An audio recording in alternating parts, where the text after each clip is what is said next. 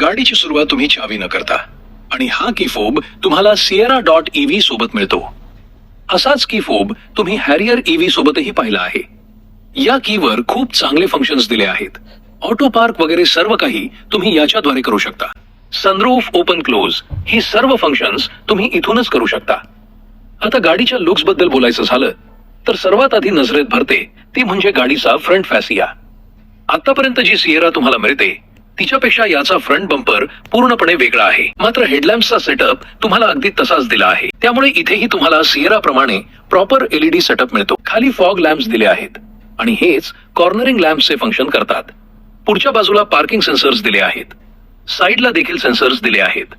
360 degree camera असल्यामुळे त्याचा front camera देखील इथे मिळतो. टाटाचा लोगो दिला आहे. समोर कनेक्टेड टाईप, खाली स्किड प्लेट दिली आहे. लेवल 2 ADAS असल्यामुळे रडार इथे स्पष्टपणे दिसतो. वर विजन कॅमेरा दिसतो आणि समोर सेन्सर दिसतो जो ऑटो वायपर्स म्हणजेच रेन सेन्सिंग वायपर्स आणि हेडलॅम्पशी संबंधित आहे. साइड प्रोफाईल कडे पाहिल्यास इथे तुम्हाला 19 इंचचे अलॉय व्हील्स दिले आहेत. मात्र मध्ये काही प्लास्टिक पॅनल्स दिले आहेत. हे एरोडायनामिक्स साठी करण्यात आले आहे. बाकी 225/55 R19 आकाराचे अमराजचे बॉन्डुरंट टायर्स दिले आहेत. प्रॉपर लाइनरचा वापर इथे निश्चितपणे दिसतो.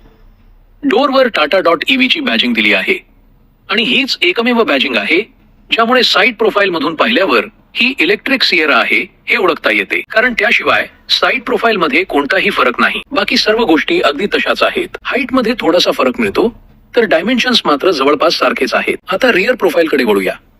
ही क्वाड व्हील ड्राईव्ह आहे त्यामुळे इथे तसा उल्लेख करण्यात आला आहे. क्वाड व्हील ड्राईव्ह म्हणजे ड्युअल मोटर सेटअप. एक मोटर फ्रंट ऍक्सेलवर बसवलेली आहे आणि दुसरी मोटर मागच्या ऍक्सेलवर मिळते. व्हील ड्राईव्ह घेतली नाही तर सिएरा तुम्हाला रिअर व्हील ड्राईव्ह मध्ये मिळणार आहे. मागच्या बाजूला connected type proper tail lamps दिले आहेत. Sierra.ev ची बॅजिंग आहे. मागे 4 पार्किंग सेन्सर्स दिले आहेत. कॅमेरा देखील इथे मिळतो. इलेक्ट्रिक टेलगेट एका क्लिकवर ऑपरेट होते. सिंगल क्लिक केल्यानंतर पॉवर टेलगेट अशा प्रकारे उघडायला सुरुवात होते. इथे तुम्ही चार्जर लिहिलेलं पाहू शकता. हा 7.2 किलोवॅटचा वॉल बॉक्स चार्जर आहे. मी आधीच सांगितलं आहे की तो गाडी सोबत मिळणार नाही. त्यासाठी तुम्हाला 49,000 रुपये वेगळे द्यावे लागतील. बूट स्पेस खूपच चांगली आहे. साधारणपणे 622 लिटरची बूट स्पेस ही गाडी ऑफर करते. पार्सल शेल्फ मिळेल, बेसिक टूल किट मिळेल, स्पेअर व्हील मिळणार नाही, त्याऐवजी पंक्चर रिपेअर किट मिळेल आणि हा पोर्टेबल चार्जर सध्या गाडीसोबत मिळणार आहे. वरचा ट्रिम पूर्णपणे कव्हर्ड आहे. इमर्जन्सी एक्झिट साठी स्लॉट देखील योग्य प्रकारे दिला आहे.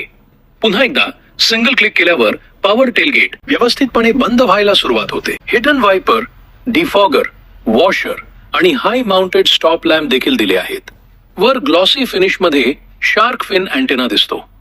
बाहेरील सर्व गोष्टी मी जवळपास स्पष्ट केल्या आहेत. इथे स्मार्ट डोर हँडल्स दिले आहेत जे वेलकम इंडिकेटर सोबत अशा प्रकारे मिळतात. आता आधी सेकंड रो पाहूया.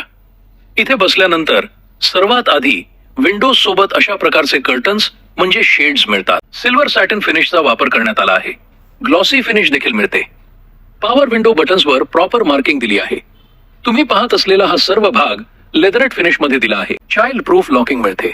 2 वॉटर बॉटल होल्डर्स दिले आहेत. छोटासा अम्ब्रेला होल्डर देखील आहे. LED रिफ्लेक्टर्स अशा प्रकारे दिले आहेत.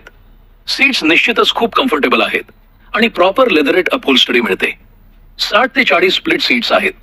रिक्लाइन ऍडजस्ट करता येते. तिन्ही हेडरेस्ट ऍडजस्टेबल आहेत. आर्मरेस्ट मध्ये प्रॉपर कप होल्डर्स दिले आहेत. 3 पॉइंट सीट बेल्ट्स मिळतात. कॅबिन मध्ये आल्यावर सर्वात आधी AC वेंट्स मिळतात. 65 वॅट फास्ट चार्जिंग पोर्ट दिला आहे. एक नॉर्मल चार्जिंग पोर्ट देखील मिळतो. इथेही तुम्ही फोन ठेवू शकता. डेडिकेटेड फोन पॉकेट्स आणि मॅगझिन होल्डर्स दिले आहेत. सीट बेल्टची हाईट ऍडजस्ट करता येते. 6 एअरबॅग्स स्टँडर्ड मिळतात. LED रीडिंग लॅम्प्स दिले आहेत.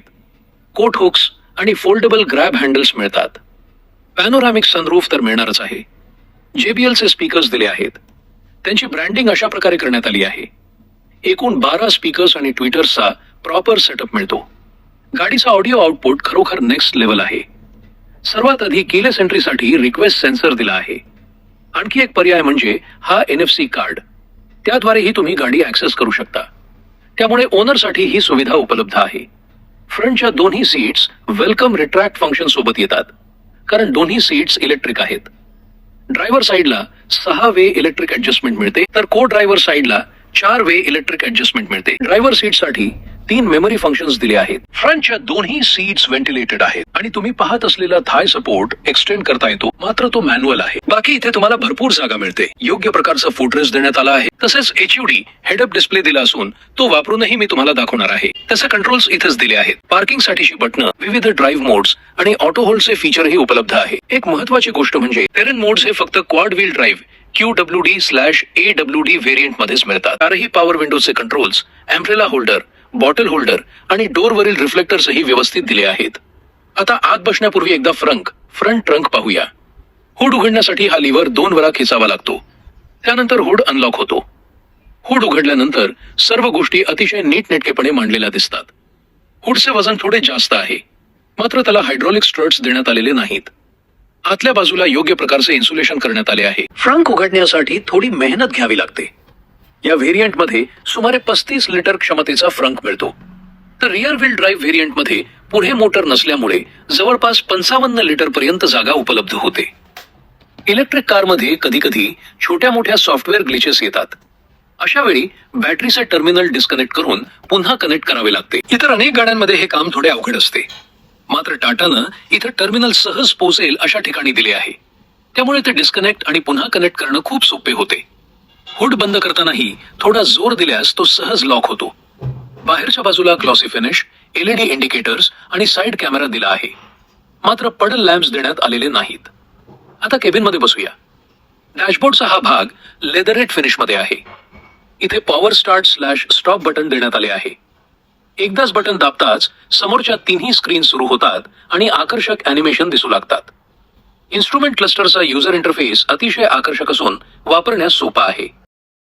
टच रिस्पॉन्स खूप स्मूथ आहे आणि कॅमेराची क्वालिटी ही उत्कृष्ट आहे. इथे टच पॅनल देण्यात आले आहे. 360 डिग्री कॅमेराची क्वालिटी खरोखरच प्रभावी आहे.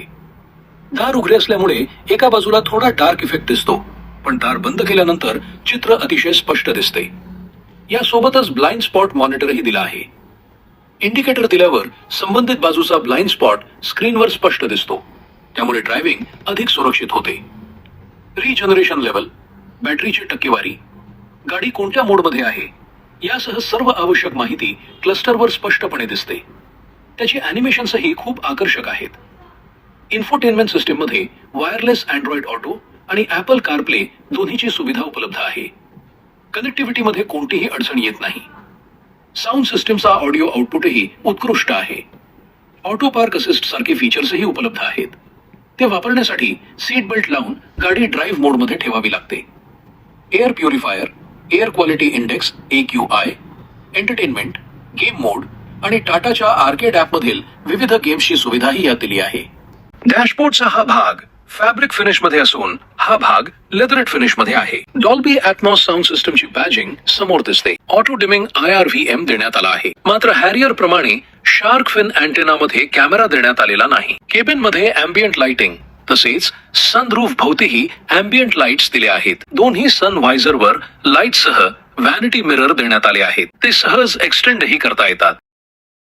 स्टिअरिंग व्हील लेदर रॅप्ड असून त्यावर सर्व multimedia controls, paddle shifters, adaptive cruise control आणि ADAS चे सर्व कंट्रोल्स उपलब्ध आहेत.